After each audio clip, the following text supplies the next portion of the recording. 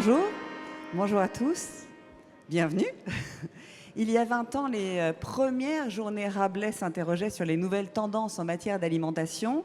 Mangeait-on déjà le monde il y a 20 ans? C'est un peu la question. Nos assiettes étaient déjà américaines, ça c'est sûr, puisqu'on s'en souviendra peut-être. Nous avions ce réalisateur, Morgan Spurlock, qui s'était nourri de McDo, de burgers à longueur de journée, matin, midi et soir, pour faire Super Size Me. Donc les assiettes étaient déjà un peu d'ailleurs à cette époque. On a commencé à manger aussi chinois, on a mangé libanais, on a mangé indien. Le monde s'invitait dans nos assiettes déjà. Envie de voyage, une échappée peut-être par petites bouchées. La cuisine du monde doit-elle son succès au voyage par procuration qu'elle propose et qu'elle permet? Avons-nous soif de cet ailleurs qui n'est pas toujours accessible et que nous permettent justement ces cuisines d'ailleurs?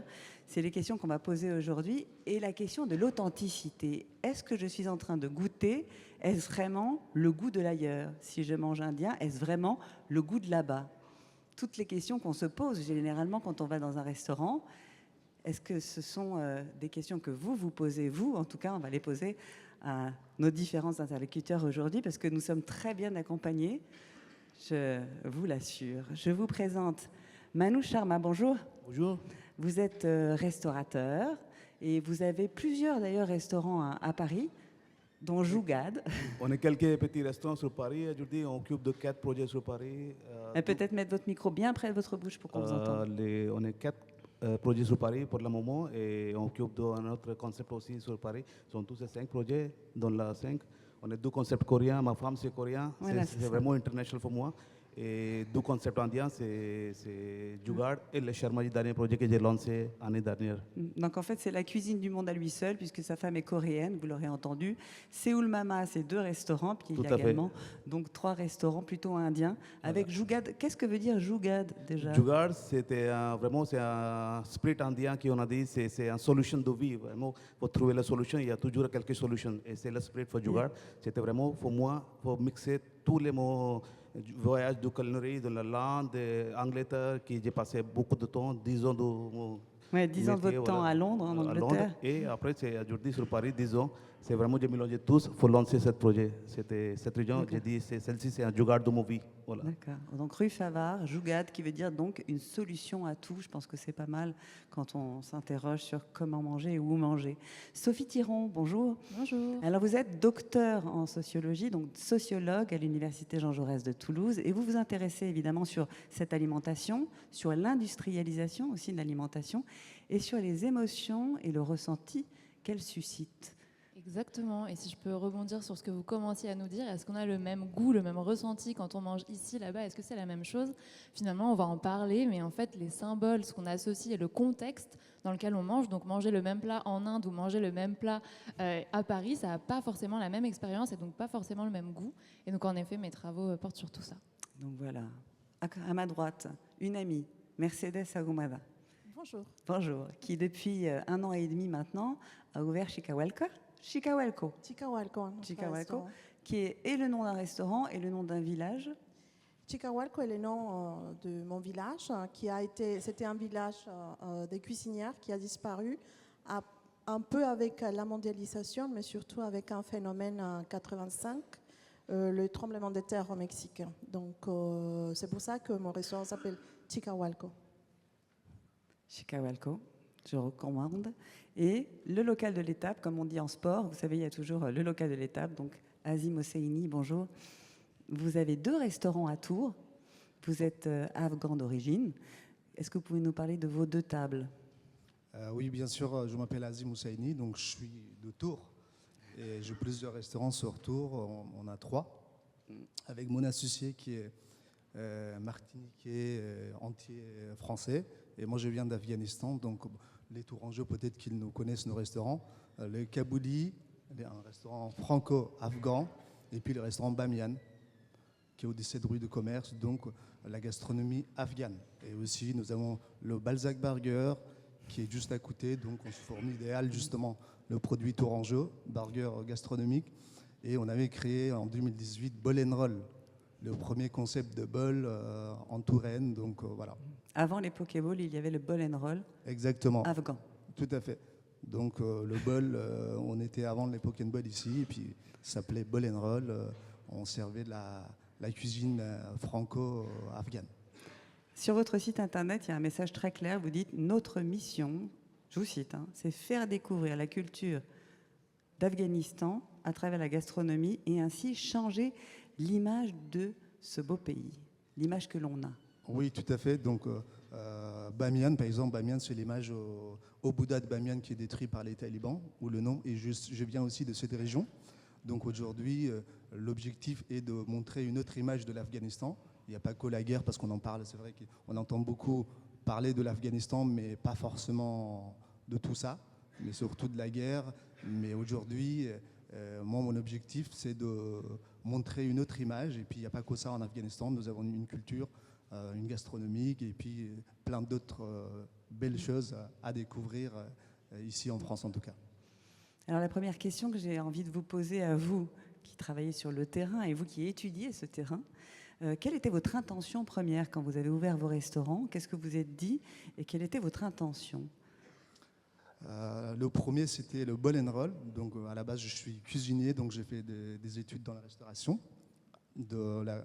J'ai travaillé beaucoup dans des gastronomies françaises, en France et à l'étranger, avec mon associé. Et le but de premier, c'était en 2018. Donc, on voulait donner accès à une alimentation saine, équilibrée, en même temps rapide et accessible en termes de prix, le temps, parce qu'aujourd'hui, de plus en plus, on a moins de temps, on n'a pas beaucoup de budget, et en même temps, on veut manger quelque chose de sain et rapide. Donc, on avait créé Bol and Roll dans ce but-là en 2018. Mais l'Afghanistan, dans ce bol and roll? L'Afghanistan, dans ce bol and roll, c'est tout simplement, on avait mélangé la cuisine afghane aux subtilités gastronomiques françaises, servir dans des bols, parce que c'est vrai qu'aujourd'hui, peut-être tout le monde connaît les bols, parce que le poke and bowl, ça parle à tout le monde. Mais à la base, chez nous, on mange beaucoup dans des bols, en Asie aussi. C'est des contenants universels, faciles on va dire, à utiliser. Et puis ici en France, c'est vrai que bol, on mange plutôt dans des bols au petit déjeuner, mais dans beaucoup de pays en Asie, le bol, c'est vraiment l'assiette et la vaisselle principale. Et nous, on servait dans des bols tout simplement, mélanger la culture afghane, la gastronomie afghane avec la finesse de gastronomie française. C'était une façon donc de présenter déjà la gastronomie afghane, l'air de rien. Si vous preniez un bol auquel vous êtes habitué, puis on va vous glisser un petit peu quelques saveurs, peut-être quelques épices déjà. Oui, tout à fait. C'est vrai qu'aujourd'hui, Bol and Roll, c'est évolué, il est devenu Bamiyan. Donc, c'était pas revendiqué comme la cuisine afghane, mais aujourd'hui, on l'a fait 100% afghane, Bamiyan. Donc, la gastronomie afghane, c'est noté. Mais c'est vrai qu'avant, les gens ne savaient pas que c'était la gastronomie, un mélange de la cuisine afghane et la gastronomie française. Donc, voilà un petit peu dans les résumés jusqu'à ici, aujourd'hui. Mercedes, quelle était votre intention, vous? Parce que ça fait longtemps, vous travaillez sur cette cuisine mexicaine que vous enseignez, dont vous parlez. Oui, voilà. En fait, moi, mon parcours est un peu atypique parce que je ne suis pas cuisinière de formation, mais je suis cuisinière par tradition. Au Mexique, la cuisine mexicaine, c'est patrimoine, c'est un patrimoine de l'humanité, c'est classé comme patrimoine, et par les pratiques, donc les cuisinières traditionnelles. Et dans mon cas, je suis la 3e génération, donc la dernière de mon village qui a disparu. Donc nous, on est un groupe de plusieurs personnes de mon âge, c'est les dernières cuisinières. Et mon intention, quand je suis arrivée en France, il y a 15 ans, c'était justement de pouvoir partager cette richesse. Parce que je me suis rendu compte en arrivant que la cuisine mexicaine s'était aperçue comme une cuisine rapide, fast-food et des fois riche, mais c'est pas du tout ça. Effectivement, ça existe pour toutes les cuisines, le fast-food, les tacos, c'est aussi une façon de manger, c'est pas un plat, c'est une façon de manger. Disons que la tortilla, c'est un peu l'assiette. Et c'est ça qu'on connaissait un peu plus. Et c'était ça mon idée quand je suis arrivée ici, c'était de pouvoir partager cette richesse de la gastronomie mexicaine et des savoirs authentiques. Quand on parle d'authenticité, Et c'est un peu compliqué quand on est ailleurs parce qu'on ne trouvera jamais l'authenticité de notre pays. Les cuisines authentiques sont dans nos pays. Par contre, je suis persuadée qu'on peut trouver les goûts authentiques ou des vraies saveurs. Vous voulez dire que quand vous êtes arrivé il y a 15 ans, la cuisine mexicaine se résumait au fast-food industriel, ce qu'on connaît, et qui était déjà vendu de manière industrielle, mais pour ce qui est de la gastronomie mexicaine, elle était peu développée, peu connue. Il y avait déjà des gens qui travaillaient beaucoup pour faire connaître la cuisine, mais c'était dur justement parce qu'il n'y avait pas un marché qui était formé pour ça. Et c'était ça mon premier réflexe, de pouvoir parler de cette cuisine. Et au fur et à mesure, Chicahualco, c'est le résultat de ce travail en fait. C'est un établissement où les gens peuvent venir vivre une expérience comme au Mexique. Et les saveurs sont authentiques, mais ma cuisine ne pourra jamais être authentique, puisque on parle d'une cuisine patrimoine, tous ces éléments qui restent ou qui sont essentiels pour construire cette cuisine restent dans notre pays. Les saveurs voyagent et les talents voyagent. Là, maintenant, il y en a de plus en plus parce que le public il est assez ouvert pour goûter un peu plus la gastronomie. Il y a de plus en plus d'établissements avec des saveurs authentiques. Davantage dans le thème de notre table ronde, puisqu'on parle vraiment de nouvelles tendances, manifestement. Là, on est dans une tendance plus approfondie, de recherche plus exacte. Et vous avez raison, tant qu'on n'est pas dans le pays, c'est difficile d'être authentique, mais on peut s'en approcher. Manoj, Oui. qu'est-ce qui vous a incité à quitter Londres, vous établir à Paris, où la culture indienne était un peu connue? En fait, oui, quand la première fois que je suis arrivé pour me déplacer de Londres à Paris, c'était juste pour faire un petit projet, lancer un restaurant sur Paris. Et quand je viens vraiment en 2014 pour découvrir cette locale, et j'étais vraiment tombé amoureux de Paris. J'ai trouvé que c'est un bon équilibre de choses. Les gens ils adorent l'art de la vie, les choses c'est sympa, les produits il est magnifique. Et pourquoi pas, il y a personne qui fait un peu d'effort pour changer l'image de cuisine indienne aujourd'hui. Vraiment, c'est pour moi, quand j'ai décidé de faire un projet sur Paris, c'était vraiment représenter la cuisine indienne. C'est vaste, il y a beaucoup de choses pour découvrir, il y a pas mal de choses pas encore présentées sur Paris. Et j'ai dit, pourquoi pas, on fait un petit geste, on a trouvé notre niche, on a décidé de faire la chose avec le temps. Et j'ai commencé à travailler comme un chef exécutif, pas mal de projets lancés chaque année, presque à partir de 2014 jusqu'à maintenant. J'ai lancé 9 projets sur Paris, chaque année un projet. J'ai pris le temps, il faut vraiment sentir qu'est-ce que les Parisiens ils manquent sur Paris. Voilà. Et 2018, ensuite, j'ai décidé de faire mon projet personnel. Et aujourd'hui, on a lancé 2 concepts coréens, 2 concepts indiens pour vraiment donner les choses qui étaient manquées dans le marché. En tout cas, vous êtes arrivé par les épices parce que vous avez travaillé avec Akram Benalla. Exactement, c'est ça. C'est travailler avec les Shervan Café Métis. C'était vraiment pour moi, pour mélanger toutes les cultures du route de la soie, route de l'épice. C'est d'où vraie route de l'épice. On a mélangé et on a lancé le concept qui est vraiment le mélange de pas mal de cultures. Et pour ce projet, j'ai voyagé Maroc, l'Azerbaïdjan, l'Iran. J'ai vraiment inspiré de ça. Et qu'est-ce que j'ai trouvé? Vraiment, on tous mange les mêmes choses avec les mêmes spirits pour vraiment manger bien. Voilà, c'est ça. Et il faut donner à la Parisien ce goût. Et c'était manqué sur Paris. Voilà. J'ai une question que je voudrais vous poser à tous avant de donner la parole à Sophie. Quel a été le regard des clients? La première fois qu'on a ouvert à Tours, la Poste, Ball and Roll, c'était à emporter.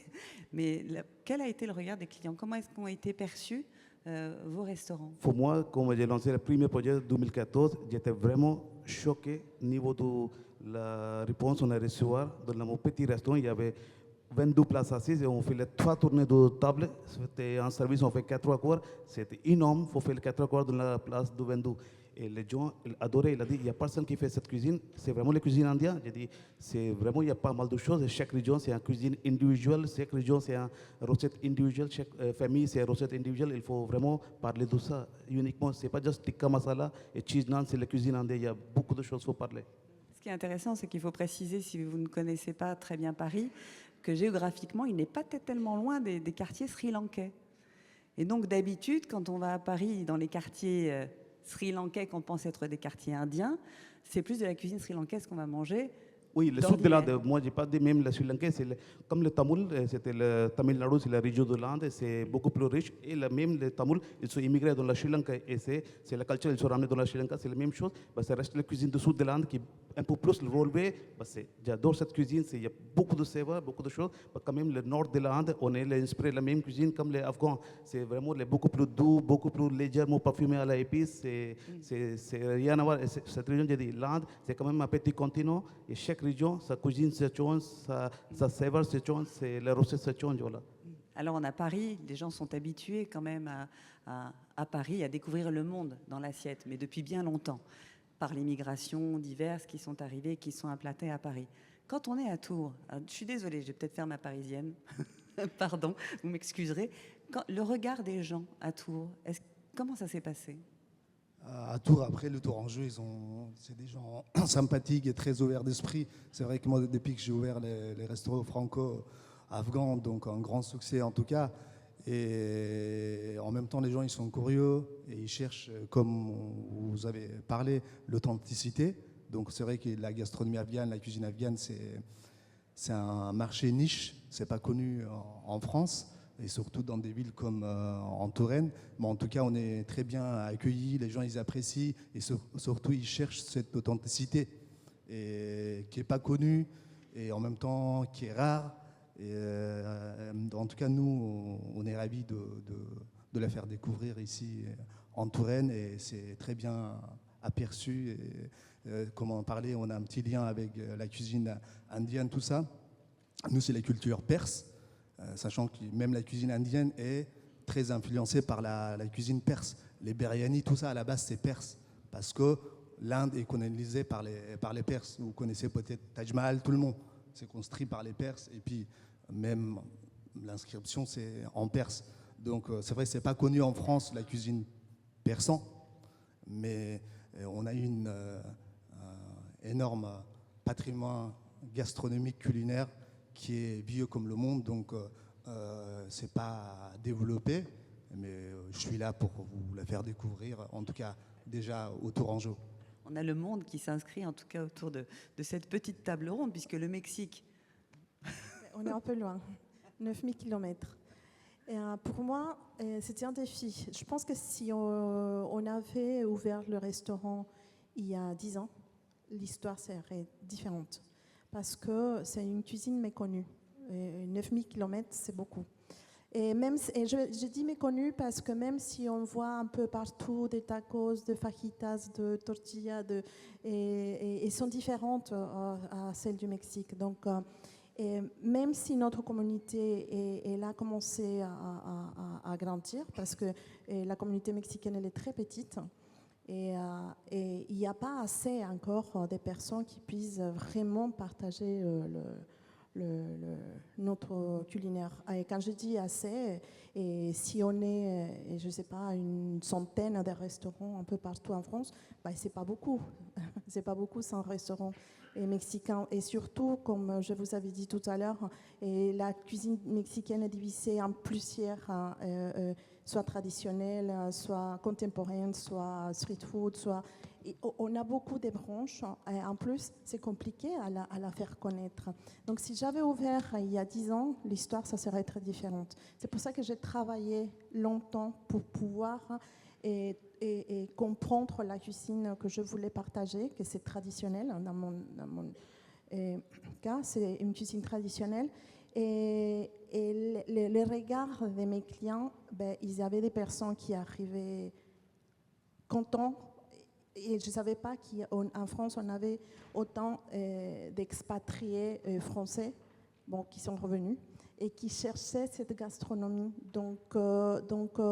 Et ils ont adopté le Mexique. Et ces regards, c'était vraiment des gens qui cherchaient. Et qui sait toujours, c'est un grand succès, les gens qui cherchent les vraies saveurs de la cuisine mexicaine. Mais d'un autre côté aussi, les gens qui ne sont pas toujours un peu... je ne sais pas comment dire, qui ne connaissent pas la cuisine. Moins expérimentés qui la moins découvrent. Expérimentés, oui, effectivement. Ils s'attendent à découvrir une cuisine de rue. Et nous, on sert, par exemple, on ne sert pas une cuisine de rue qu'on adore. On adore, C'est extraordinaire, mais on ne la sert pas justement parce qu'on voulait faire découvrir une autre chose. Donc on a les deux regards, un peu, mais ils sont toujours curieux. Il y a une forme de curiosité, Voilà, puis il va y avoir ils les viennent, aficionados. curiosité, et à la fin ils adorent. Donc, et j'ai toujours dit, c'est pas nous les cuisiniers, c'est notre cuisine. En parlant de cuisiniers mexicains, évidemment, c'est pas nous parce que notre patrimoine est énorme et riche. D'ailleurs, j'adore parce que sur votre carte, il est précisé que dans les entrées, ce ne sont pas des tapas à partager, mais bien des entrées à savourer. Ouais, mais ça ne veut pas dire que c'est interdit, c'est que c'est une portion pour une personne. C'est aussi une forme d'initiation aux cultures alimentaires et aux cultures traditionnelles mexicaines aussi. Je ne vais pas utiliser le mot choc, mais bon, si, c'est deux cultures en même temps. Et c'est toujours un défi. Deux cultures. Et moi, j'ai appris quand je suis arrivée en France que la cuisine, c'est la façon. Une fois que j'ai compris mon identité à travers la cuisine, et j'ai su que, en respectant l'identité des autres, leur culture des autres, on pouvait partager vraiment la richesse culturelle de sa culture. Sophie, donc vous êtes sociologue. Comment vous vous êtes lancée dans cette étude de l'alimentation, des pratiques alimentaires, à laquelle vous mêlez l'industrialisation, évidemment, les émotions, le ressenti? Alors comment, c'est le résultat d'un long parcours, mais par contre, je pourrais peut-être vous raconter en détail, mais j'avais quand même des choses à dire par rapport à ce qui vient d'être dit, à rebondir, si je peux me permettre, déjà sur la question de manger le monde dans nos assiettes. En fait, peut-être aussi redire, il y a à l'IEHCA à Tours, il y a des historiens de l'alimentation qui font des super travaux et qui ont montré qu'en fait, ça fait longtemps qu'on mange des cuisines du monde, ça fait longtemps. On parlait des épices. En fait, le commerce des épices, ça fait des centaines d'années. On parle de première mondialisation au moment de l'Empire romain, avec ces épices qui circulent, le vin, etc. Donc aussi rappeler que ça fait longtemps finalement qu'on a ces échanges-là, ça fait pas juste 20 ans. Et en vous écoutant parler, notamment Azim, vous nous disiez qu'il y avait aujourd'hui des contraintes et que là, on pouvait manger le monde peut-être plus facilement. Et je me dis que c'est vrai. Pourquoi? Qu'est-ce que ça reflète aussi le succès de vos différents établissements? On est dans on va dire une période qui est plus ou moins compliquée. Donc on sort d'une pandémie. Il y a des contraintes économiques actuellement qui, pour certaines populations, pèsent très fortement. Pour d'autres, ça va être le fait de se dire je ne peux pas voyager là-bas, pas forcément pour des contraintes économiques, mais pour des questions environnementales pour certaines populations. Et là, en fait, vos cuisines, c'est l'occasion de voyager et de manger le monde à peut-être moindre coût, à côté de chez nous, à Tours, à Paris. Et c'est vrai que ça peut expliquer aussi pourquoi on a ce succès de cette ces cuisines-là. frustration d'être coincé un petit peu là où l'on est et avoir envie de ce voyage que Ou vous alors offrez tous. Et même cette région, chaque fois, dans l'amour restaurant, quand John vient, il faut manger. Et on a toujours dit, commence le repas, bon voyage. C'est vraiment un voyage qu'il faut faire. Oubliez tout, sans acheter les billets, vous êtes bienvenus et voyagez avec nous, avec les émotions de nous, avec le service de souriant, avec une assiette qui ramène la richesse de mon pays. Voilà, c'est un bon voyage. Et peut-être aussi la chose qui peut compléter, c'est qu'on est dans une période où on n'a jamais été tous aussi connectés. Donc on est connectés par les réseaux, etc. Mais pour autant, jamais aussi seul, avec des chiffres sur le bien-être mental, notamment chez les jeunes, qui n'ont jamais été aussi alarmants. Et pour autant, là, en fait, c'est un moyen de se relier. Ces assiettes-là, c'est un moyen de se relier à l'autre, de se relier à ce qui est loin, et de réancrer quelque chose de très quotidien et de très corporel aussi. Donc se remettre dans une réalité là où on a plein de questions de santé mentale. Donc vos cuisines, finalement, elles permettent plein de choses. Sur tous ces sujets-là, je pense. Elles initient en tout cas un partage. Elles initient un dialogue, une conversation autour de la cuisine qu'on est en train de manger et de découvrir. Mais comment se passe le partage à table?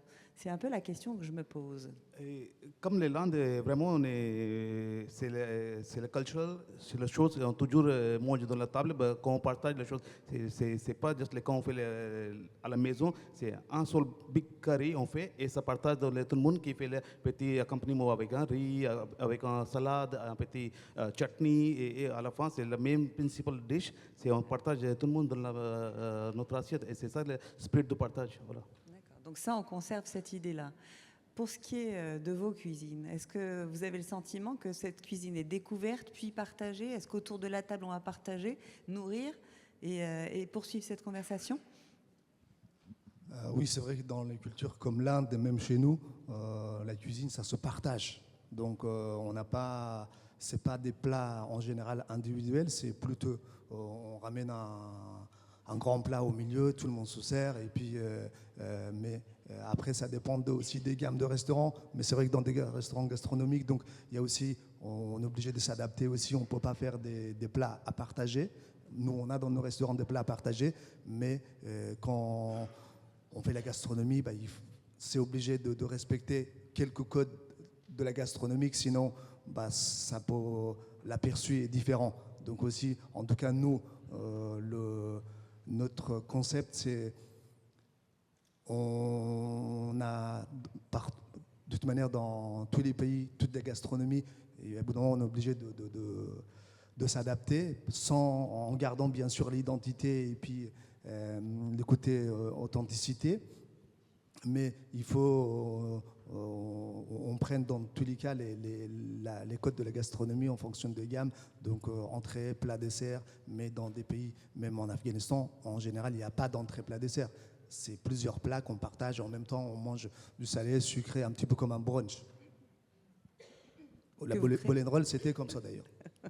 Comme un brunch, c'est le début. Sophie, est-ce qu'on note, je pense, et à l'industrialisation, j'ai envie de vous lancer soit vers l'industrialisation, vers les émotions. C'est quand même pas tellement lié. Est-ce que justement l'industrialisation de certains produits emblématiques, comme les tacos, les tortillas, a permis justement l'ouverture encore plus grande et plus accessible de ces cuisines que l'on découvrait et que l'on découvre encore? Oui, en fait, c'est assez paradoxal parce que dans la société contemporaine, l'industrialisation et la mondialisation sont assez critiquées. Et pour autant, c'est vrai qu'elle a permis quand même une démocratisation de pas mal de mets, en fait, de mets gustatifs. Donc, et on crée en fait l'attachement aux produits industriels, mais en fait aux aliments, on le crée au cours de notre socialisation. Donc, au cours de nos expériences de vie, on va avoir appris à ressentir du plaisir sur tel ou tel aliment parce qu'on a eu des expériences positives avec ces aliments. Donc, quand on va au Mexique et qu'on découvre la gastronomie mexicaine, on crée un attachement particulier, des souvenirs. Et quand on revient en France, ça va être ces souvenirs qu'on va chercher à réactiver l'émotion par la sensation gustative. Et finalement, de manière assez paradoxale, il y a certains aliments industriels qui permettent ça, parce que comme les aliments industriels sont très standardisés, en termes de goût, ça va être toujours exactement la même composition, et ça va permettre de réactiver parfois la même émotion et de la rendre accessible à toutes et tous, et notamment à des gens qui voyagent pas forcément à certains moments. Oui, ça permet une initiation dont on n'a pas forcément les moyens, on n'a pas forcément la possibilité de voyager, donc tout ça, ça permet ça. Et sur la question de manger, de partager aussi, je me disais c'est intéressant parce qu'il y a eu beaucoup de sociologues qui ont travaillé là-dessus, et je pense au travail de Claude Fischler sur les alimentations particulières qui montre que finalement on peut manger à la même table des choses différentes et on réinvente les formes de commensalité. Et je me dis sur la gastronomie mexicaine, ça me fait penser aux tacos, mais dans le sens les galettes de maïs où on a au milieu de la table plein de choses différentes qu'on met dessus, et en fait on peut manger différent mais manger ensemble quand même. En fait, notre partage, en revenant à la question précédente, c'est le partage pour nous, ça commence au moment de la culture dans les villages traditionnels. Et après la culture, la récolte, on fait vraiment des rituels, des fêtes. Et après, pendant les préparations des plats. Et surtout pour la tortilla de maïs, c'est l'axe principal de la cuisine mexicaine. Le maïs est présent dans tous les repas. Et donc, oui, effectivement, la tortilla, elle est toujours au milieu de la table. Et nous, on prend, des fois, ça dépend les repas, mais c'est souvent à l'assiette. On n'a pas la culture de partager des grands plats, mais on partage la tortilla, on partage le maïs, que c'est comme notre pain. C'est la façon, quand les gens arrivent dans les restaurants, on explique un petit peu toutes ces habitudes pour que les gens se sentent immerses dans l'expérience. Et effectivement, en parlant de l'industrialisation pour la tortilla, par exemple, et on voit qu'il y a beaucoup d'établissements qui proposent des tacos tortilla de blé. Ça existe au Mexique, la tortilla de blé, c'est tous les centres tout le nord du Mexique, mais c'est une tortilla toute fine, elle est différente. Et donc, mais je me rends compte que pour les personnes qui connaissent qui ont le blé comme culture principale, ça leur donne des émotions, parce qu'ils sont en train d'attacher leur culture avec le taco.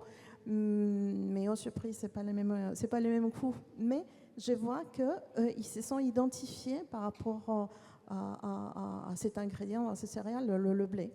Ce qui est intéressant en France, qui est un pays de blé, de céréales et en l'occurrence de blé. Cependant, vous faites ce chemin vers eux pour leur dire il y a le blé, il y a le maïs et il y a la nixtamalisation. Il y a toute cette culture enseignée et transmise. Vous avez le temps pendant un repas?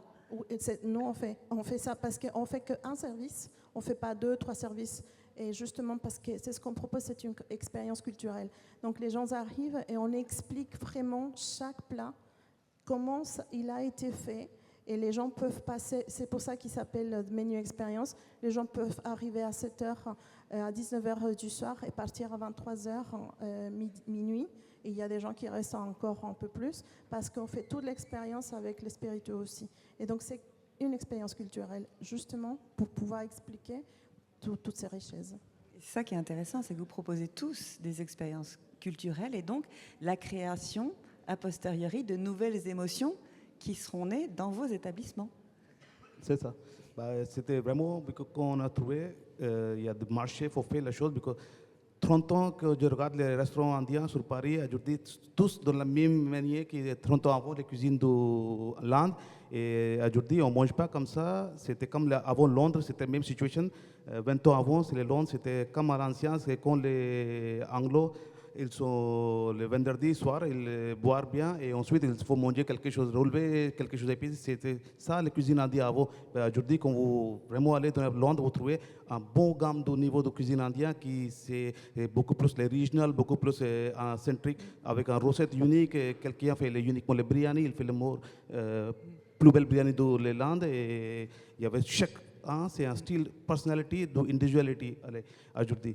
Et Paris, ce n'était pas la situation. Quand j'ai vu en 2014, j'ai vu, c'est vraiment, on est en Moyen-Âge, comme les cuisines indiennes, ce n'est pas la même chose. Il faut ramener les peps de l'Inde qui existent aujourd'hui, les 2010, il faut ramener cette cuisine. Et j'ai décidé de faire cette région, les Jugaad, c'était mon manière de mélanger les deux cultures, les art de la table, les finishes de la cuisine française avec les produits locaux, avec les spirits indiens, avec les émotions indiens et les épices indiens. Ouais. C'est ça, alors c'est intéressant ce que vous dites aussi. Azim, d'abord, peut-être, nous parler de cette expérience que vous proposez. C'est vrai que c'est intéressant parce qu'aujourd'hui, les consommateurs, on cherche avant tout une expérience. Ça ne suffit plus juste, on ne se déplace plus juste pour manger. Il faut un lieu, il faut une expérience. Et c'est pour ça qu'aussi la gastronomie et les cuisines de niche, on va dire, comme la cuisine ethnique, après le Covid, de plus en plus, il y a plus de succès parce que les gens, ils cherchent l'authenticité et un lieu. Même nous, dans nos restaurants, on a fait une décoration qui est vraiment, on va dire, différent de restaurants qu'on ne trouve parce que il faut qu'on soit émergé dans l'ambiance. Et comme disait Sophie aussi, c'est vrai, les plats qu'on mange ici en Afghanistan ou dans l'ambiance, elle est très importante. Elle n'a pas le même goût. L'authenticité aussi, c'est quoi l'authenticité? C'est tout simplement dans quelle ambiance on va la manger, dans quel environnement on va la manger. Et en plus, moi que j'ai fait beaucoup de voyages et j'ai travaillé un petit peu dans le monde entier, en Asie, en Amérique et puis aussi dans les pays nordiques, les cuisines nationales d'un pays, elle est mieux valorisée, elle est même plus authentique dans des pays à l'étranger que dans son propre pays. Par exemple, je suis totalement d'accord. Voilà. Comme le Londres, aujourd'hui, on trouve vraiment les gastronomies indiennes, c'est beaucoup mieux représenté dans le Londres que les Indes. Inde, c'est peut-être on trouve quelques dans la metropolitan city comme le Delhi, Bombay, on trouve quelque part. Après, c'est régional, on ne trouve pas ce type de cuisine. C'est ça que les gens, il a dit, c'est qu'on mange bien indien, il faut aller à Londres. Et moi, j'ai une vision pour changer ça. C'est pas juste les Londres, il faut faire le Paris. Et cette région, j'ai commencé à grandir ma maison. Voilà. Ouais, ce que je trouve super intéressant, c'est dans ce que vous dites, c'est la manière dont on réinvente et dont vous réinventez l'authenticité. En fait, montrer que l'authenticité, c'est une construction. Finalement, des fois, c'est pas des choses qui ont 300 ans. En fait, ça dépend aussi de ce qu'on met derrière le mot authentique. Et là, vous montrez bien que c'est lié des fois à juste une expérience. Des plats, des fois, qui ont 5 ans ou 10 ans ou 40 ans, parfois seulement, finalement, sont définis comme authentiques, quoi. Exactement, c'est ça. Et ce qui est important dans l'alimentation et la gastronomie aussi, c'est l'évolution. Comment ça va évoluer. Et c'est ça qui est intéressant parce que parfois, on n'a pas l'habitude, justement, l'industrie a permis aujourd'hui, Internet, réseaux sociaux pour développer. Aujourd'hui, on peut manger de l'indien ou la cuisine mexicaine dans le monde entier grâce à tout ça. Mais voilà, je voulais revenir sur les côtés authenticité. Même moi, j'ai travaillé en Norvège, tout ça, là, et en Asie. La gastronomie française, c'est un autre niveau dans ces pays-là. Parce que on veut montrer que la France, c'est ça, c'est le prestige, c'est la gastronomie et aussi la cuisine italienne. Et pareil, la cuisine indienne, par exemple, aussi. Mais c'est vrai que de plus en plus, les cuisines ethniques ont une image plus, on va dire, qualitative et valorisé, quelque voilà, chose d'un peu exceptionnel. C'est Justement, ça. parce qu'on a peut-être un peu moins accès concrètement aujourd'hui. On en a été privé pendant toute la période de confinement. On était chez nous à devoir manger ce qu'on avait et qu'on ne maîtrise pas ces cuisines-là. Donc il y avait tout cet apprentissage-là. En termes d'authenticité, je reviens à ce que vous disiez, Mercedes, au début. Difficile de proposer une cuisine authentique alors que les produits manquent, alors qu'on n'est pas sur une terre du Mexique, la vôtre. Oui, quand je Comment parle, concilier? Est-ce que c'est une nouvelle cuisine qui s'invente et qui se crée du coup? Quand je parle d'authenticité, je parle exclusivement de la cuisine mexicaine. Pourquoi? Parce que, comme je vous avais expliqué tout à l'heure, la cuisine mexicaine est classifiée comme patrimoine. Et les patrimoines, c'est justement parce qu'elle respecte les ingrédients. Donc, ce n'est pas les mêmes façons de voir les autres gastronomies. Effectivement, les épices voyagent, les ingrédients voyagent. Il y a les techniques voyagent, mais pas assez comme la nixtamalisation. Vous avez parlé tout à l'heure de la nixtamalisation. Je ne sais pas d'ailleurs si vous connaissez tous le principe de la nixtamalisation. Peut-être en 2 mots, on peut en dire quelque chose. Je ne sais pas si. Bon, la nixtamalisation, c'est une des techniques les plus anciennes. Je pourrais et je peux oser dire que c'est la technique de transformation la plus ancienne d'une culture qui est réalisée telle qu'elle des milliers d'années et qui nourrit un pays. C'est-à-dire le maïs, on connaît tous les maïs, mais au Mexique, il y a plusieurs variétés de maïs.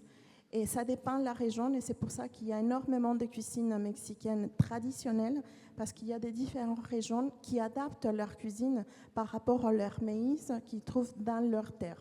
Et c'est pour ça que quand on parle d'authenticité, en parlant de la cuisine mexicaine, on ne pourra pas avoir exactement le même goût parce qu'on ne pourra jamais avoir les mêmes variétés de maïs. C'est pour ça qu'on peut trouver en France des tortillas fines, un peu plus grosses, un peu plus rigides, un peu plus quand on parle de tortillas de maïs. Mais ça ne veut pas dire qu'elles ne sont pas d'une bonne qualité. Ou ça veut dire tout simplement que c'est des différents maïs qui vont intégrer des différentes cuisines. Et donc, c'est pour ça que c'est un peu compliqué de parler d'authenticité dans la cuisine mexicaine. Et après, cette technique, elle ne voyage pas en fait. Comme je vous ai dit, c'est une technique qu'au moment de la réaliser, la fermentation des maïs commence immédiatement. Et pour l'arrêter, il faut des traitements en fait à apporter. Il y a des conservateurs, sauf qu'au Mexique, on ne le fait pas. C'est vraiment, on les fait, on les mange. La tortilla, pour nous, c'est comme pour aller à la boulangerie. On les mange les jours même. Et puis, ça peut durer quelques jours dans les frigidaires. Mais après, ça commence la fermentation. Et donc, c'est une technique qui ne voyage pas, ou qui peut voyager, mais qui n'a pas assez de marché pour pouvoir l'instaurer dans son pays. Et c'est pour ça qu'on utilise la tortilla de blé qu'on connaît tous et qu'on trouve dans les supermarchés, la tortilla industrielle, mais qu'au Mexique, on ne la connaît pas.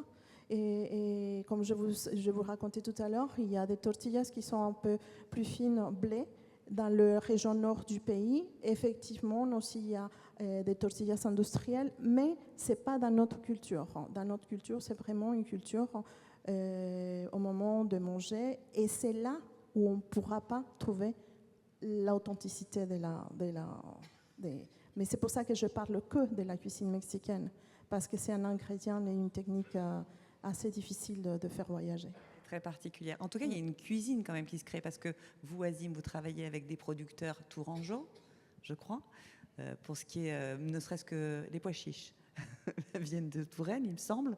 Vous travaillez aussi avec des ingrédients locaux. Donc, est-ce que c'est une nouvelle cuisine que vous créez ou ça reste une cuisine familiale authentique que vous proposez?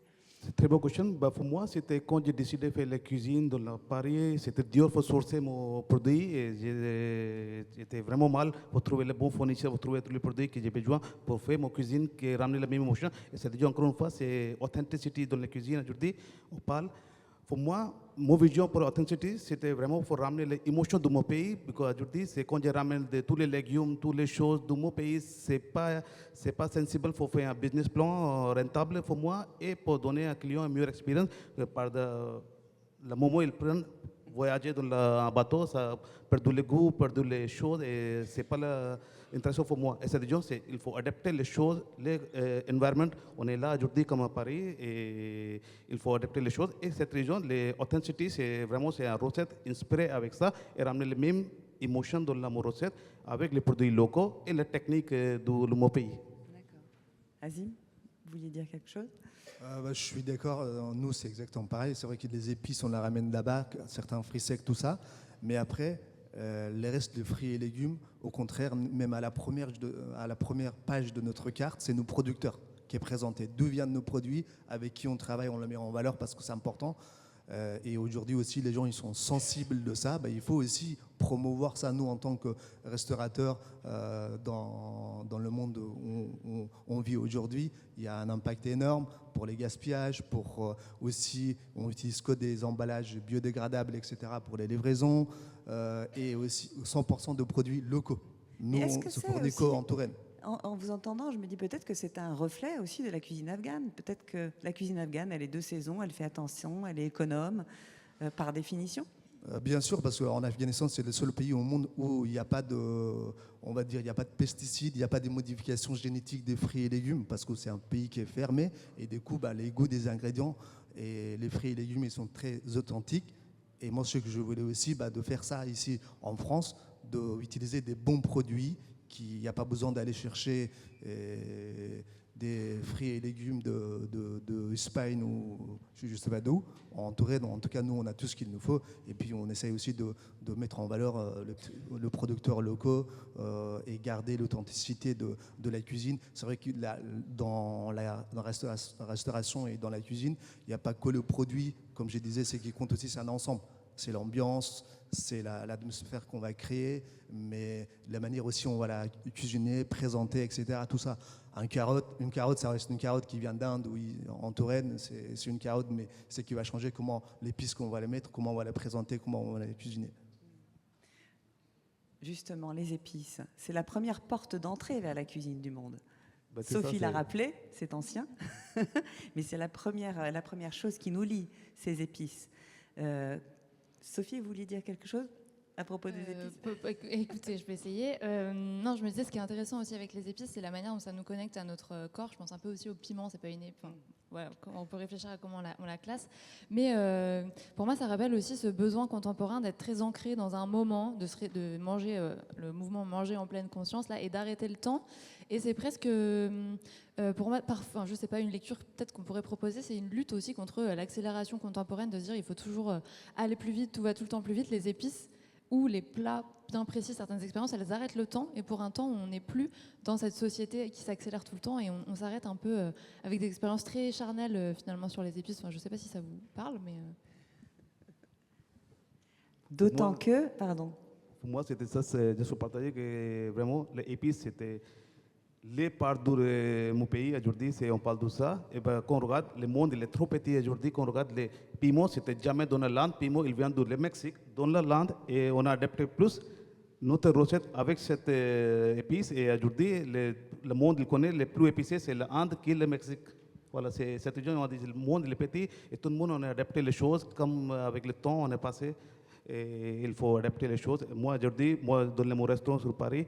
Plein de fois, les gens ils ont dit votre cuisine c'est occidental. Moi, j'ai dit c'est pas occidental, c'est vraiment cuisine de mon pays, bah, avec les produits locaux, les palais adaptés pour les gens, parce que quand même 90% des gens, ils ne sont pas habitués de cette trop fort l'épice. Et épices, dans la mort recette, c'est vraiment ramener une expérience en plus gustative qui est juste les ramener la chaleur, c'est un piquant, c'est pas la beauté, voilà. Ce qui est intéressant aussi, c'est qu'on a des ingrédients comme ça, on a des éléments qui nous aident à partir ailleurs.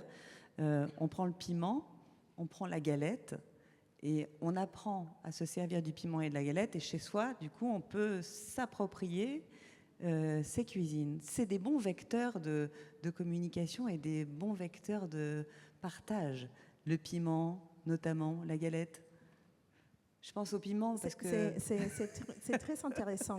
Mais je pense que c'est la cuisine indienne, celle qui pique le plus. La cuisine indienne pique pas mal. Ah oui. Oui. Bon, mais c'est vrai, le piment. Il y a une fascination en plus dans les tendances d'aujourd'hui. Enfin, une vraie fascination pour le piment. Il y a des émissions de télé, Hot Ones, des documentaires sur la possibilité des uns des autres à supporter cette force du piment. Oui. Il y a une fascination. C'est une fascination, oui. Mais on a une idée. On pense que la cuisine mexicaine pique. Mais non, la cuisine mexicaine ne pique pas. On a des sauces.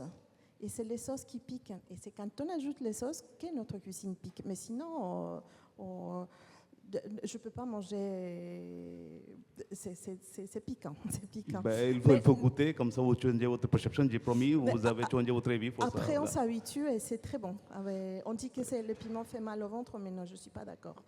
C'est riche en vitamine C. Bon, mais effectivement, les ingrédients voyagent. Le piment, il a été domestiqué. Oui, domestiqué au Mexique. Et puis, il a voyagé. Et maintenant, on le mange un peu partout. Et même ceux qui sont doux, maintenant, il y a des dénominations d'origine en France, avec les piments d'Espelette, le pimentou et tous les piments indiens. Et effectivement, les variétés ont changé. Et effectivement, nous, comme restaurateurs, c'est ce qu'on fait, c'est qu'on adapte ces ingrédients pour pouvoir arriver à avoir les mêmes, des vrais goûts, on va dire. Et puis oui, effectivement, on utilise aussi comment ça s'appelle, les produits locaux. Et j'ai une expérience, est-ce que je peux la partager? Il y a 2 ans, je suis venue faire une collaboration à un lycée hôtelier ici. Et on m'a demandé de préparer un plat mexicain avec des produits locaux. Et moi, ce que j'ai fait, c'est on a fait des tacos, comment ça s'appelle, les rillons. Les rillons. Pourquoi? Parce que les rillons, c'est une façon, ça ressemble beaucoup à un plat qu'on mange au Mexique et que c'est devenu un plat populaire. Et il n'est pas traditionnel parce qu'il faut savoir que quand on dit tradition au Mexique, c'est lié au rituel de la milpa. Bon, la milpa, c'est un sujet, et c'est les chants de culture. Et le plat populaire qu'on mange pendant les fêtes populaires. Et donc, on a un plat qui s'appelle carnitas et que c'est un confit de porc qui ressemble énormément au rillon. Donc, j'ai fait des tacos, on a préparé avec les célèbres les tortillas de maïs et on a fait la farce, on a garni avec des rillons, avec une sauce de piment, quelques légumes. Les enfants étaient heureux parce qu'ils mangeaient des tacos avec des produits locaux. Et je peux dire que si un Mexicain avait goûté ces tacos, il aurait dit que c'était comme chez nous. Donc oui, les techniques voyagent, les ingrédients voyagent et on peut manger différentes cultures parce qu'il y a des échanges depuis toujours. Le piment dans la cuisine afghane? Le piment dans la cuisine afghane, c'est vrai que ça n'existe pas. Oui, en fait, c'est nous, ça. on utilise beaucoup d'épices. Souvent, les gens, quand ils disent épices, ils pensent au piquant, sachant que l'épice piquant, ça n'existe pas. C'est que les piments qui piquent. Dans chaque épice où ça pique, il y a des piments. C'est vrai que chez nous, il n'y a pas de piment. Nous, on ne mange pas pimenté, mais on mange épicé. Même là, on parlait, c'est vrai, des mixités tout à l'heure, tout ça. Même la cuisine afghane, elle est déjà influencée parce que l'Afghanistan, c'est en plein carrefour d'Asie. Donc, c'est entre l'Inde, Pakistan, l'Iran, tout ça, et les pays asiatiques, la Chine, le Mongolie, etc. Donc, la cuisine afghane, c'est une mix de tout ça. C'est la cuisine perse, indien mixé aux cuisines asiatiques. Donc, c'est une cuisine très équilibrée et saine. Il n'y a pas de crème, il n'y a pas de beurre, tout ça dans notre cuisine. Un peu de yaourt? Yaourt, il n'y a que des yaourts, tout simplement, mais qui n'est pas une yaourt, on va dire, gras, mais principalement des épices. On n'utilise pas du beurre, des crèmes, on utilise des épices, mais pas de piment. C'est un mix de cuisine indien, asiatique chez nous. Voilà. En tout cas, c'est intéressant. Merci.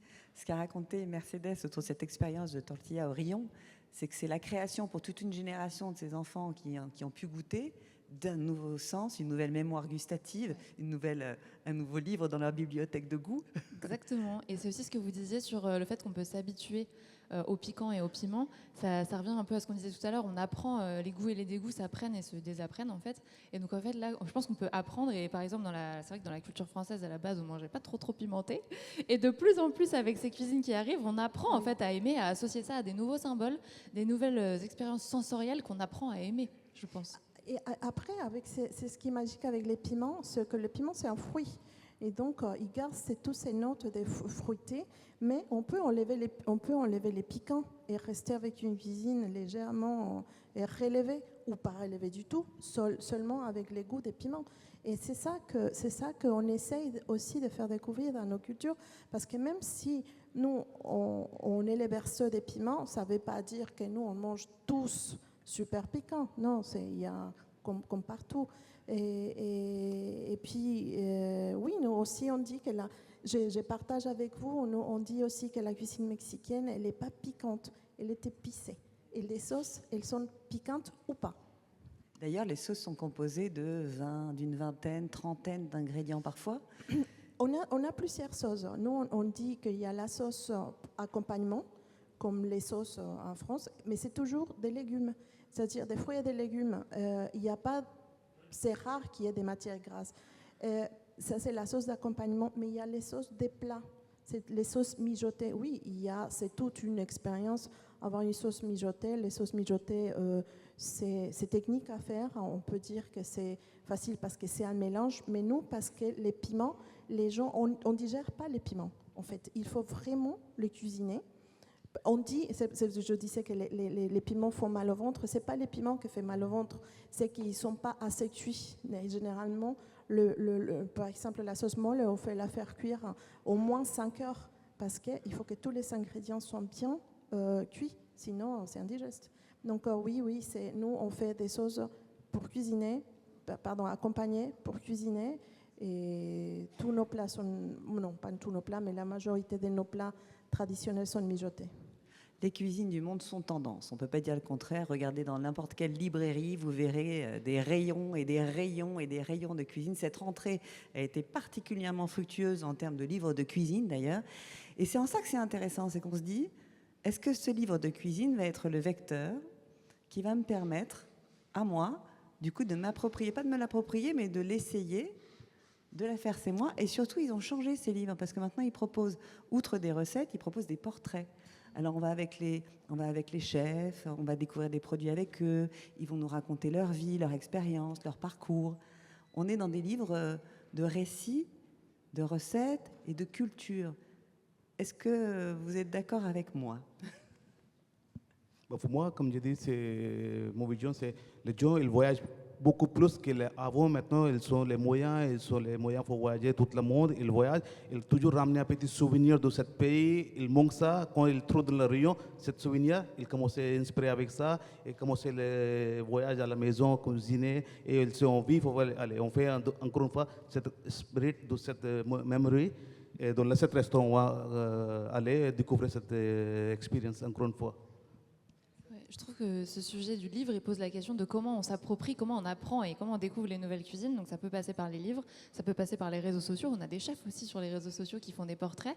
Et en fait, ces portraits, toutes les informations qu'on nous donne comme ça via ces différents médias, c'est encore une fois des nouvelles informations et du coup une nouvelle signification qu'on va donner à ces cuisines, qu'on va donner à l'aliment et du coup qu'on est capable de mieux identifier parce qu'on a mis un chef derrière, on a mis des symboles, on a mis un savoir et donc entre guillemets ce qu'on mange va avoir plus de sens et ça nous permet peut-être de se l'approprier un peu plus facilement. Donc je pense que ça passe par les livres, mais aussi par plein d'autres médias en fait, et aussi par les vraies personnes évidemment.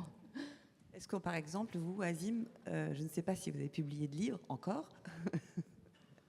Pas encore, mais j'ai en train d'écrire justement un livre déjà sur ma vie, donc, parce que je suis parti tout petit de l'Afghanistan. Le projet, c'est de le publier courant 2025. Donc, et puis aussi des livres de cuisine, c'est vrai que c'est un projet, mais d'abord il faut que je termine mon livre. C'était intéressant, vous avez dit, c'est vrai, pour les livres, pour les recettes de cuisine. Aujourd'hui, c'est vrai qu'on ne cherche plus une recette, on ne cherche plus un plat. On cherche une histoire, on cherche des contextes, on cherche aussi des anecdotes, tout ça. C'est pour ça que les chefs de cuisine et même des personnes qui écrivent des livres, des recettes, ils vont au-delà de juste tout simplement citer les ingrédients et grammage et les techniques, comment la faire, mais raconter autour de ce plat-là une histoire. Parce que comme je disais tout à l'heure, juste tout simplement à manger ou une recette, ça ne suffit plus. Aujourd'hui, dans un monde, on a besoin de l'authenticité, on a besoin de plus que ça, une expérience, tout simplement. Mais les livres que les chefs ils proposent aujourd'hui, ou même des vidéos, ils vont plutôt l'animer, raconter une histoire, proposer, au-delà de tout simplement dire comment faire, mettez 5 minutes, couper comme ça. Non, il faut qu'autour d'un plat, il faut une histoire. C'est l'histoire qui va faire aussi, comme on disait, le goût d'un plat et l'expérience. Mercedes, vous avez écrit un livre. Qu'est-ce que ça a changé dans votre rapport aux autres et dans la communication que vous faites de votre cuisine? Il y a le deuxième cette année, il y a 2 mois qui vient d'apparaître. Et en fait, j'ai écrit le premier livre, que ça a été un succès. Je ne l'attendais pas comme ça, et c'était un succès justement parce que je raconte dans les livres des histoires. Et c'est tout simple, les histoires que j'ai vécues quand j'étais au Mexique.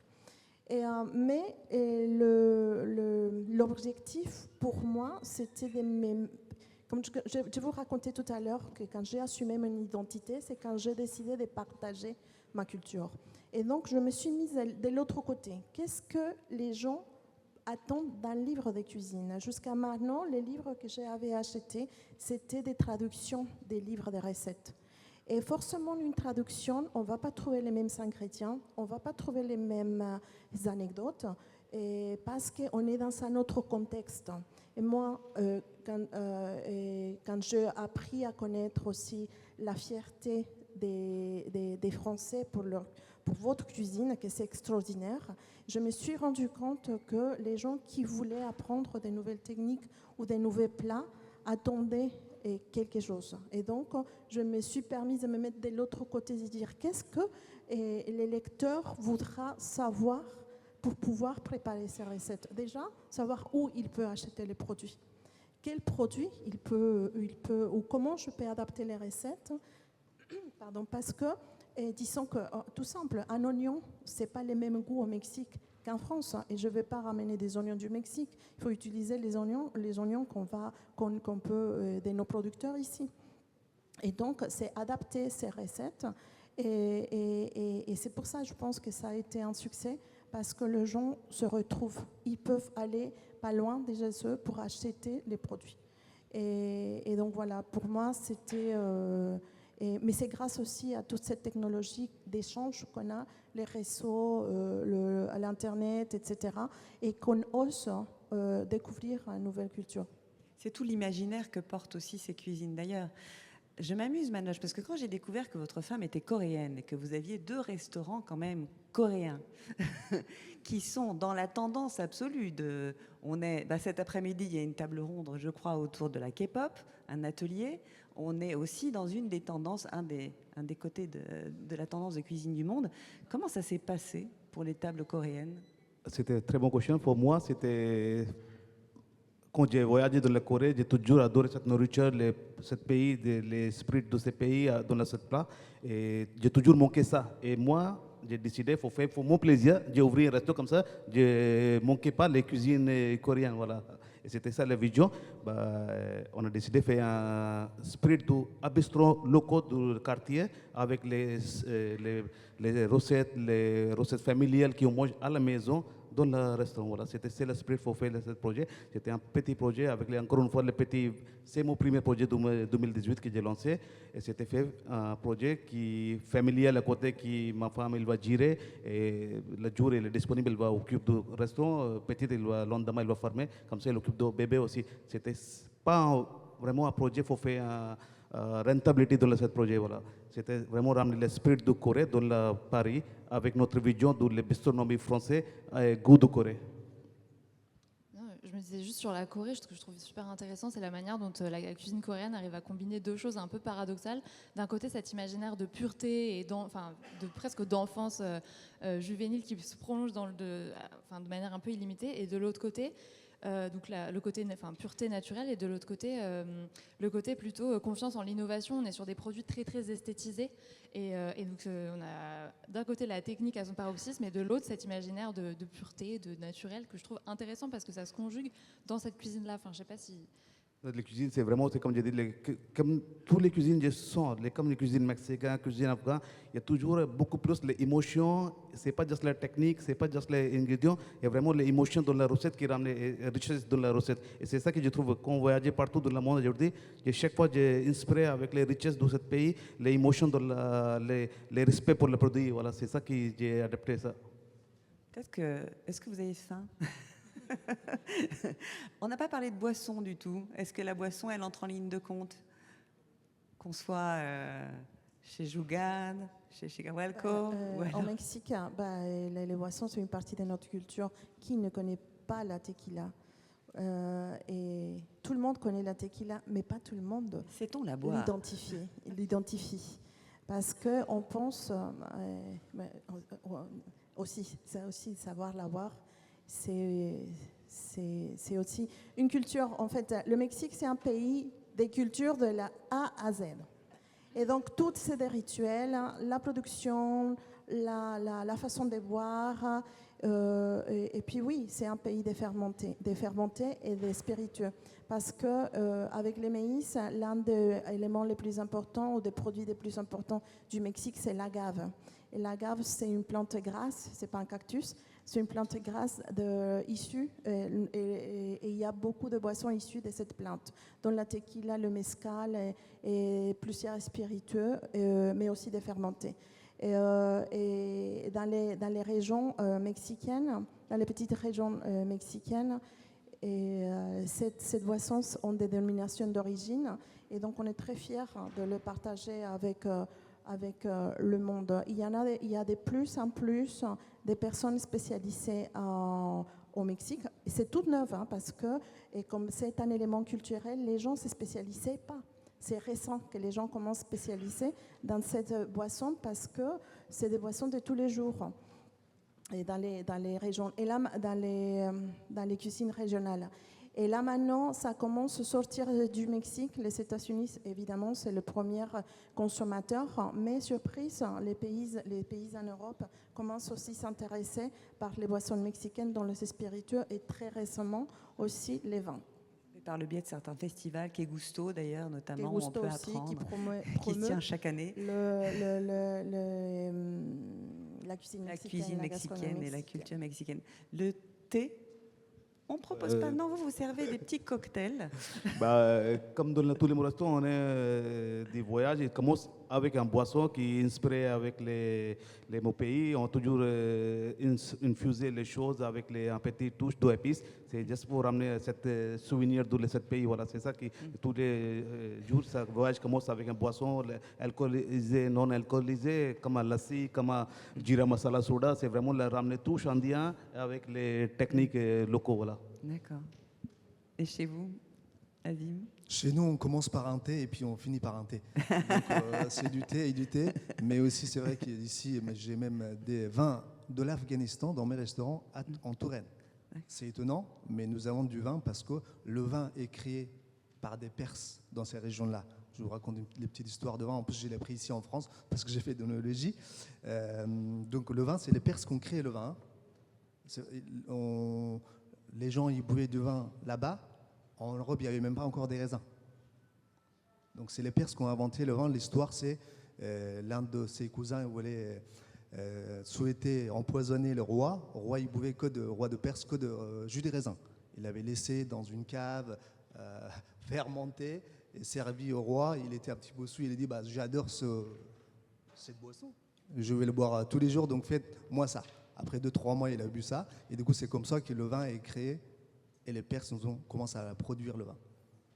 Donc, où l'existence de vin, c'est classé patrimoine, même malgré tous les contextes géopolitiques en Afghanistan, ça existe une petite production et on sert dans nos restaurants des excellents vins ici. Voilà.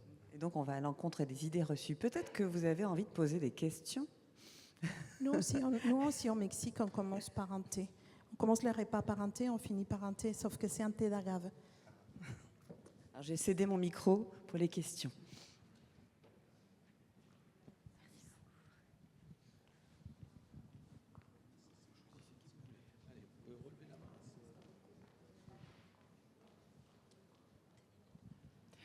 Bonjour, merci beaucoup, je suis là.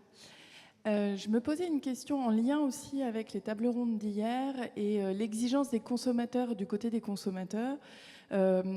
Vivre une destination pour les consommateurs, parfois c'est paradoxal parce que quand ils arrivent dans un pays étranger, ils cherchent absolument les marqueurs de la cuisine française ou européenne pendant leur voyage ou leur séjour à l'étranger. Ça, c'est le paradoxe des consommateurs. Et je me demandais si dans vos restaurants, de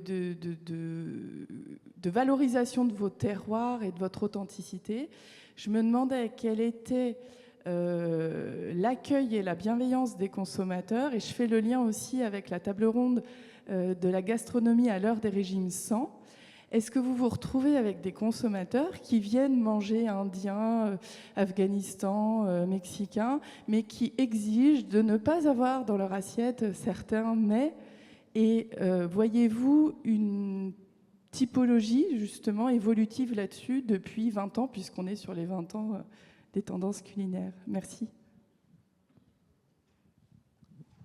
Je vais répondre à votre question. De ma part, c'est vrai que la cuisine afghane, c'est pas trop connu. Les Français, ils vont pas trop en Afghanistan, ils ont aucune idée. Mais parfois, ils ont mangé dans d'autres restaurants, ils la trouvent différemment. Comme je disais tout à l'heure, la cuisine dans chaque pays il change déjà de région en région. Même en France, vous allez manger en Bretagne, vous n'allez pas manger la même chose que vous allez manger à Marseille. Donc c'est vrai que parfois les gens, ils attendent ce côté authenticité, ou ceux qui ont déjà mangé, le souvenir de leur voyage, etc. Tout ça.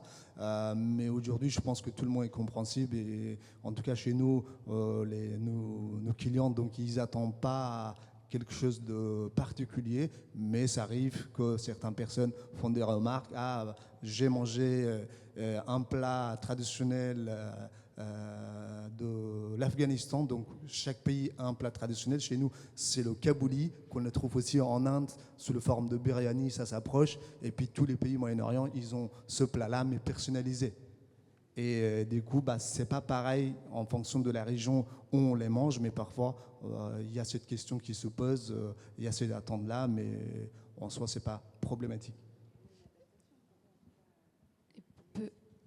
Peut-être sur le paradoxe que vous avez soulevé, quand les Français arrivent quelque part, ils ont besoin de retrouver des points d'attache. En fait, quand on mange un nouvel aliment, on a besoin de l'identifier comme quelque chose de mangeable, être sûr qu'il rentre dans la catégorie des aliments qui ne vont pas être toxiques. Et en fait, quand c'est un aliment qui est tout nouveau, soit on a des gens autour de nous à qui on fait confiance et qui vont pouvoir nous dire « t'inquiète, c'est pas toxique », soit on a des éléments d'identification, et ça peut passer par des choses qu'on connaît déjà, et donc avoir 2-3 choses de contexte qui nous rassurent sur le fait qu'on ne va pas s'intoxiquer en mangeant quelque chose de tout neuf. C'est aussi pour ça qu'on a ce petit paradoxe. Et au fur et à mesure des expériences, maintenant qu'on a mangé une première fois cette chose en se rattachant à 2-3 trucs qu'on connaît, on va pouvoir mettre de côté les trucs qu'on connaît, puisque les trucs qu'on ne connaissait pas avant sont maintenant acquis et incorporés, quoi. Donc on a ce phénomène où on est obligé en fait aussi d'identifier ce qu'on mange. Et comme c'est pour moi aussi, c'est très souvent arrivé dans le restaurant, les gens ils viennent quand ils ont envie de découvrir la cuisine indienne, ils viennent avec une vision un peu bloquée, ils toujours cherchent un plat qu'ils connaissent comme tikka masala, le cheese naan, Et petit à petit, on a vraiment formé notre client qui, c'est pas juste le choix pour vous, il faut découvrir le land. Land, chaque région, c'est une autre cuisine, chaque région, c'est un autre assemblage d'épices. Il faut découvrir ça petit à petit. Et maintenant, il sur les confiance, il vient avec page blanche, il vient aller vous décider qu'est-ce qu'on profite aujourd'hui, ce soir, et il voyage avec nous, voilà. Et, à moi, ça m'arrive souvent. Ça m'arrive souvent, mais je vais vous expliquer pourquoi. Je ne sais pas si je peux dire les chaînes, mais il y a une grande chaîne que tout le monde connaît et que même, c'est des Mexicains qui ont fait un mouvement parce que ça s'appelait tacos. Oui. Et là maintenant, ça s'appelle Original French Tacos. Bon.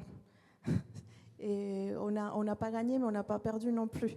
Mais il s'appelle toujours tacos. Donc, il y a des gens qui viennent chez nous qui pensent qu'ils vont manger et ces produits-là. C'est les seuls cas, mais je pense que c'est surtout parce que c'est une tendance.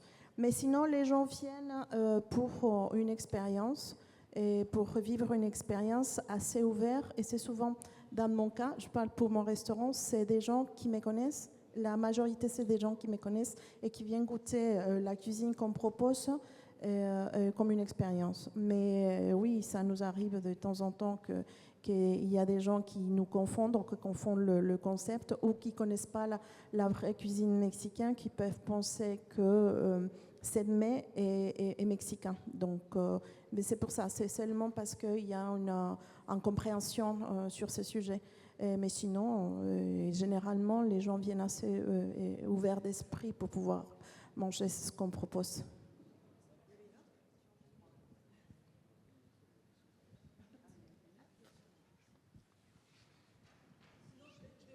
Ah, je te pose une question. Je vais parler beaucoup de salé. Et je lui pose une question. Ah, c'est bon.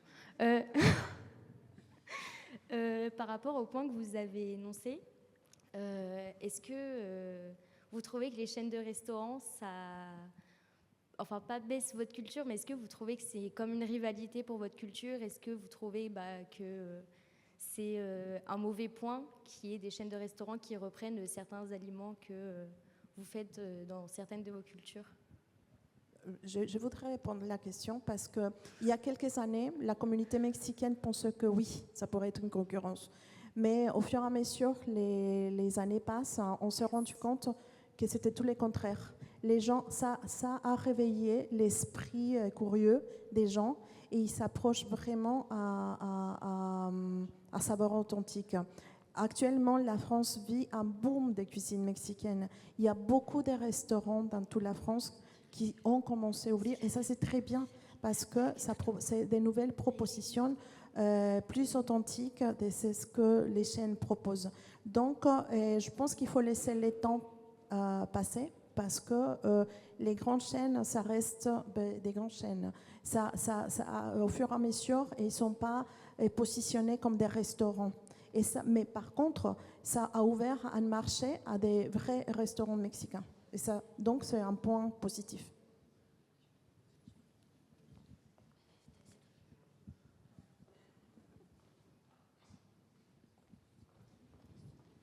Je pense que ça répondait aux questions aussi. Je voulais rajouter tout simplement, c'est vrai que les chaînes, en général, c'est vu, on va dire péjorativement, mais moi, en tout cas, j'aimerais bien qu'il y ait une chaîne de restauration afghane qui monte pour découvrir la culture de l'Afghanistan, mais il n'y a jamais des mauvaises pubs, tout simplement. Même le burger, ça ouvre toujours, ça permet de découvrir, ça ouvre toujours quelque chose. Prenez les burgers McDo. Tout le monde la connaît, mais aujourd'hui, dans n'importe quelle carte, dans n'importe quel restaurant, vous avez un burger, gastronomique ou pas. Donc ça permet d'ouvrir d'autres choses et de découvrir une culture, une tradition à travers une chaîne ou de la cuisine.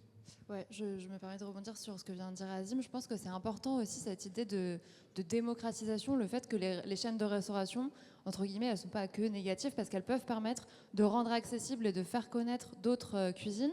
Et quand je dis rendre accessible, c'est pas que financier, en fait, c'est pas que parce que forcément ça coûte moins cher, des fois ça coûte pas moins cher déjà, mais aussi parce que des fois les gens se sentent pas légitimes à aller dans des restaurants 3 étoiles ou des restaurants un peu gastronomiques, et les chaînes de restauration, bah, des fois c'est plus facile de passer la porte, on a moins peur, c'est moins impressionnant pour certaines populations, et donc c'est aussi l'avantage de démocratiser parfois. Elle crée les tendances, dit Clémence, tout à fait. Alors, on a parlé beaucoup de salé, mais ce que je voudrais savoir, c'est comment vous traitez les desserts. Qu'est-ce que vous proposez? Parce qu'on est quand même aussi des becs sucrés. C'est que ça, c'est assez curieux. Mais en France, la France, c'est le pays de la pâtisserie. Donc, on ne trouvera pas une meilleure pâtisserie que la française. Et là, quand j'ai arrivé ici, je me suis rendu compte que mes clients pensaient qu'on pouvait trouver ailleurs les mêmes pâtisseries ou les mêmes... Et non, mais ça n'existe pas. C'est la France. Donc, les desserts, oui, on a des choses sucrées, mais généralement, au Mexique, c'est des fruits, puisque c'est un pays, c'est un centre d'origine, et il y a des fruits tout le temps. Donc, il n'y a pas dans nos gènes le réflexe de faire des desserts. Évidemment, on a des petits desserts, on a des desserts, mais c'est surtout des influences espagnoles qui sont arrivées, françaises, de l'Orient, qui ont voyagé, qui sont instaurées dans notre culture. Mais sinon, ça, c'est une culture française. Et c'est bien parce que c'est la meilleure. Je pense qu'aucun pays pourra arriver à faire une culture des pâtisseries comme la culture de la pâtisserie française. Et heureusement. Il faut moi, comme je dis, c'est mon côté, oui, on est tous d'accord pour ça. Les meilleurs pâtissiers, c'est les Français. Mais quand même, il y a deux choses pour comprendre, parce que l'Inde, c'est pas la culture comme entrée plat dessert. On mange pas comme Afghan, les Indes, les petites Mexiques aussi. On mange pas comme la même manière qu'on consomme ici sur Paris. Bah, on est les desserts, bah, c'est les palais indiens. Ils sont beaucoup plus aimés le sucré. Et ça, moi, j'ai pris comme challenge pour moi, j'ai pris cette notion de trouver un bon équilibre dans les techniques pour doser moins sucré, inspiré avec les desserts français et ramener les saveurs de mon pays, comme mon restaurant Jugaad. On a un chou qui garni avec un kesar pista. Kesar, c'est le safran et le pistachio. C'est la plupart de notre dessert ont inspiré avec ce type de choses et on a utilisé ces deux produits dans notre dessert. C'est un grand succès. Voilà. Chaque fois, c'est moi, dans ma cuisine, j'ai adapté les techniques locaux et avec mon essence de mon pays, avec un saveur de mon pays. Voilà. Un chou chocolat terrible. Maintenant, c'est chaud chocolat, exactement. C'est la Kali Malai, il s'appelle Kali Malai. Après, chez nous, c'est différent. On a des desserts, mais c'est vrai qu'on ne va pas revenir sur ce qui est déjà dit. Les desserts, le mot dessert lui-même, c'est français. Et chez nous, le dessert, ça existe, mais seulement pour la digestion. Moi, dans mes restaurants, j'ai des desserts. J'ai des desserts à base de 10 épices. Firni, en Inde aussi, ça existe. En fait, nous, il y a un firni, un dessert qui s'appelle firni. C'est un petit peu comme un panna cotta à base de 10 épices. Donc, c'est pour la digestion. Léger, 100% en végétal, sans sucre ajouté. Donc, on la mange après un repas pour la digestion. Ce n'est pas considéré comme beurre, sucre pour finir le repas. Mais du coup, j'ai pris ce marqueur-là. Dans l'ensemble de mes restaurants, l'ensemble de nos desserts sont végétales, sans sucre ajouté. Léger, mais ça reste gourmand. Principalement à base de fruits, mais on a aussi des gâteaux et autres qui est végétal et 100% en sucre ajouté. Voilà. Vous avez parlé du fait qu'il y avait beaucoup de produits chez les commerçants qui étaient standardisés, en fait, que ce soit des cultures mexicaines ou indiennes. Est-ce que le fait qu'il y ait ça, ça incite plutôt les gens à acheter pour faire chez eux, et ce serait pas mieux de retirer ces produits-là pour en fait que les gens prennent plus l'initiative de venir au restaurant et de justement tisser les souvenirs de cette source-là en fait pour découvrir la vraie spécialité faite dans les règles de l'art au restaurant de différentes cultures. C'est pas très démocratique comme question. Cela dit, Quelqu'un souhaite répondre? Je pense, de ma part, je pense qu'aujourd'hui aussi, pourquoi aussi les cuisines, c'est une très bonne question. Les gens, ils cherchent aussi des marchés de niche comme les cuisines ethniques qui est très rare parce qu'on ne les trouve pas dans des grandes surfaces, on ne les trouve pas déjà de plats préparés, tout ça. On a fait le tour de pizza, de burgers et d'autres plats qu'on les trouve aujourd'hui déjà préparés dans des grandes surfaces et autres.